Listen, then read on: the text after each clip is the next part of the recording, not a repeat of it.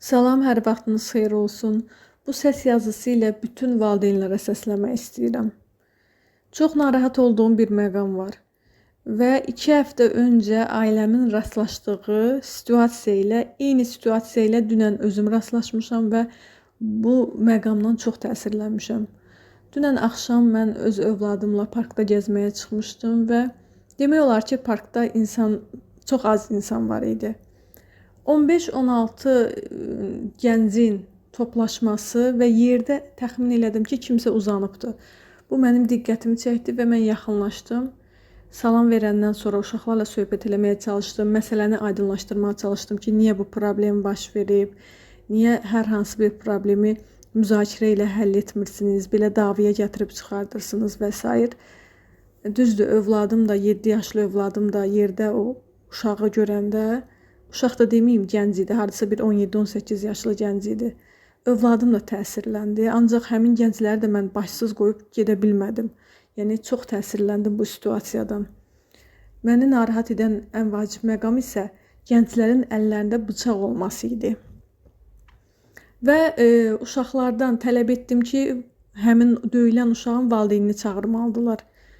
Onlar məni düzdür, istədilər ki, yola salsınlar, narahat olmayın, biz taksi ilə həkimə aparacağıq və s. Dedim, yox, valideynini çağırmalısınız və zəng eləyib həmin uşağın atasını çağırandan sonra mən məkandan rahat bir şəkildə uzaqlaşmalı oldum. Eyni situasiya ilə qeyd elədiyim kimi ailəmdən bir nəfər 2 həftə öncə gəncləri aralamışdı və onların əlindən bıçağı almışdı. Bu çox dəhşətli bir məqamdır. Bu valideynlərin çox ciddi şəkildə narahat olacaqları məqamdır. Bizim gəncliyimiz hara gedir? Niyə bu gənclik bu vəziyyətə düşməlidir? Niyə? Niyə biz övladlarımızın düşməni olmalıyıq? Əziz valideynlər, övladlarınızı dinləməyə çalışın, onlarla dost olmağa çalışın. Dava ilə, təhdidlə, hədə-qorxu ilə tərbiyə etmək mümkün deyil. Onları dinləyin, onların hər hansı bir məşğuliyyətinin olmağına çalışın. Onlar bekar qalmasınlar, bir fəaliyyətləri olsun. Eybi yoxdur, ayaqqabı yamasınlar, nəsə bir şey tiksinlər, nəsə düzətsinlər, abituriyent deyirlər, universitetə hazırlaşmırlar. Hər hansı bir fəaliyyətləri olsun, qoyun dil öyrənsinlər və yaxud da hər hansı bir peşəyə yönəldin. Amma yetər ki, onların bekar olmağına, boş-boş bütün günü oyunlar oynasınlar, sosial şəbəkələrdə lazımsız videolar izləsinlər, qətiyyən. Və övladlarınızın mühitinə diqqət edin. Xüsusilə də bu emosiyaların qarışdığı bir dönəmdir.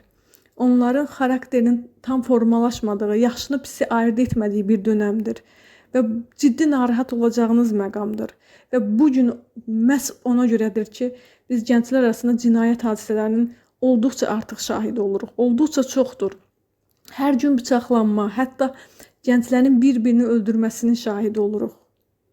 Niyə gənclik bu dərəcədə korlanmalıdır və gələcəyi təsəvvür etmək olduqca çətindir. Hətta təsəvvür etmək mümkün deyil. Baxırıq parkda, hətta indi bunlar gənc idi.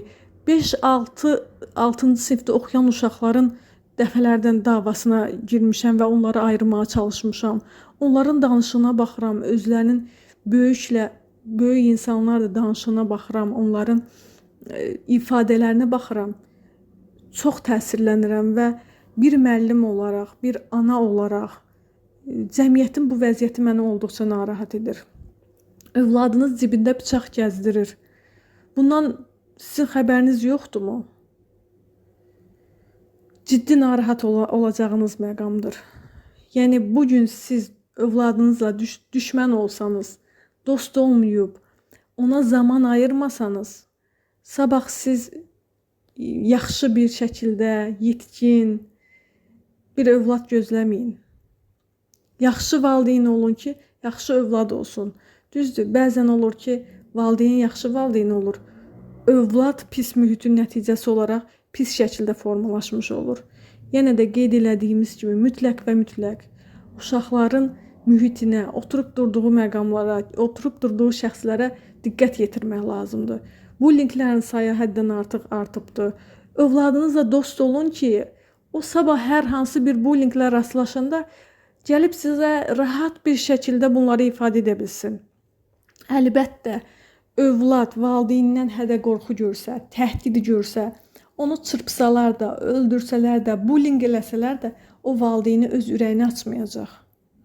Ona görə də valideynlər diqqətli olmaq lazımdır və narahat olmaq lazımdır. Ciddi şəkildə narahat olacağınız məqamdır bu.